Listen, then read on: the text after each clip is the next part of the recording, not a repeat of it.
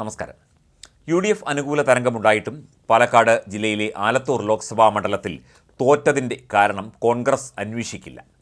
തൃശൂരിലെ പരാജയം പഠിക്കുന്നതിന് KC Joseph, T Siddique MLA, INDUC സംസ്ഥാന പ്രസിഡന്റ് R ചന്ദ്രശേഖരൻ എന്നിവരെ നിയോഗിച്ചെങ്കിലും ആലത്തൂരിൻ്റെ കാര്യത്തിൽ വ്യക്തതയില്ല.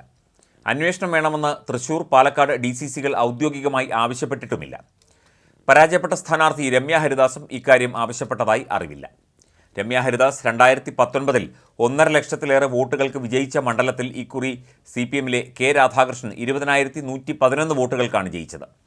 തിരഞ്ഞെടുപ്പിന് മുൻപ് തന്നെ ആലത്തൂരുമായി ബന്ധപ്പെട്ട് ഒട്ടേറെ പ്രശ്നങ്ങൾ പല തലങ്ങളിൽ നിന്ന് ഉയർന്നിരുന്നു.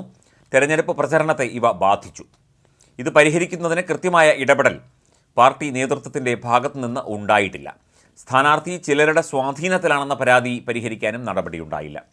ആലത്തൂരിലെ തിരിച്ചടി പാർട്ടിയുടെ മാത്രം പരാജയമല്ലെന്നും സ്ഥാനാർത്ഥിയുടെ ഭാഗത്തും ഗുരുതര വീഴ്ചകൾ ഉണ്ടായെന്നും Palakkad DCC president A Thankappan അഭിപ്രായപ്പെട്ടിരുന്നു.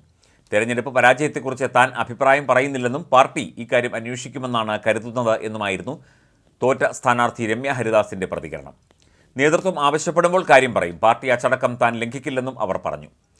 ചേലക്കര നിയമസഭാ മണ്ഡലത്തിൽ ഉപതെരഞ്ഞെടുപ്പ് നടക്കാനിരിക്കെ കരുതലോടെയായിരിക്കും ഇനി കോൺഗ്രസിൻ്റെയും UDFൻ്റെയും നീക്കങ്ങൾ.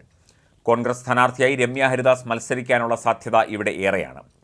ആലത്തൂരിലെ തോൽവിക്ക് പിന്നാലെ UDF സ്ഥാനാർത്ഥി രമ്യ ഹരിദാസിനെ വിമർശിച്ചുകൊണ്ട് കോൺഗ്രസ് ജില്ലാ നേതൃത്വം നേരത്തെ രംഗത്ത് വന്നിരുന്നു.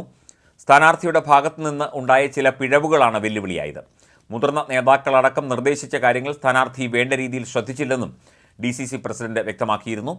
സ്ഥാനാർത്ഥിയുടെ പരാജയത്തിൽ നേതൃത്വത്തിന് ഒരു പിഴവും പറ്റിയിട്ടില്ല. അവരുടെ ഭാഗത്താണ് വീഴ്ചകൾ ഉണ്ടായത്, അതാണ് വെല്ലുവിളിയായത്. സ്ഥാനാർത്ഥി കാര്യങ്ങൾ വേണ്ട രീതിയിൽ ശ്രദ്ധിച്ചുമില്ല. ആലത്തൂർ കൈവിട്ടുപോയതിൽ വിഷമമുണ്ടെന്നും DCC പ്രസിഡന്റ് ചൂണ്ടിക്കാട്ടിയിരുന്നു. അതേസമയം DCC അധ്യക്ഷൻ്റെ പ്രസ്താവനകൾക്കെതിരെ സ്ഥാനാർത്ഥിയായ രമ്യ ഹരിദാസും വന്നിരുന്നു.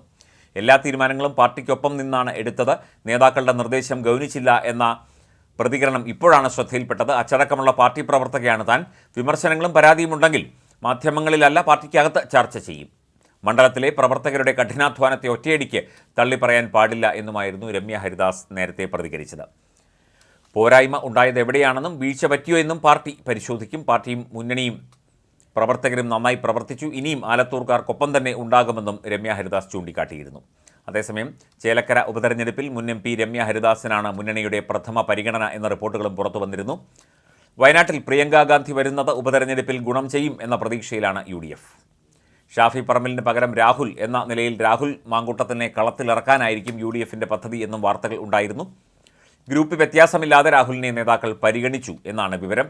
മറ്റു പേരുകളൊന്നും പാലക്കാടുമായി ബന്ധപ്പെട്ട നിലവിൽ UDFൻ്റെ മുന്നിൽ ഇല്ല. ലോക്സഭാ തെരഞ്ഞെടുപ്പിൽ ആലത്തൂരിൽ നിന്ന് രമ്യ ഹരിദാസ് പിടിച്ച വോട്ടുകൾ കണക്കിലെടുത്താണ് രമ്യയെ തന്നെ വീണ്ടും ചേലക്കരയിൽ കളത്തിൽ ഇറക്കുന്നതിനെക്കുറിച്ച് UDF ചിന്തിക്കുന്നത്. 35,000-ലധികം വോട്ടുകളുടെ ഭൂരിപക്ഷത്തിനാണ് 2021 നിയമസഭാ തെരഞ്ഞെടുപ്പിൽ K രാധാകൃഷ്ണൻ ജയിച്ചത്. എന്നാൽ കഴിഞ്ഞ ലോക്സഭാ തെരഞ്ഞെടുപ്പിൽ ഇത് 8,798 വോട്ടുകളായി കുറഞ്ഞിരുന്നു.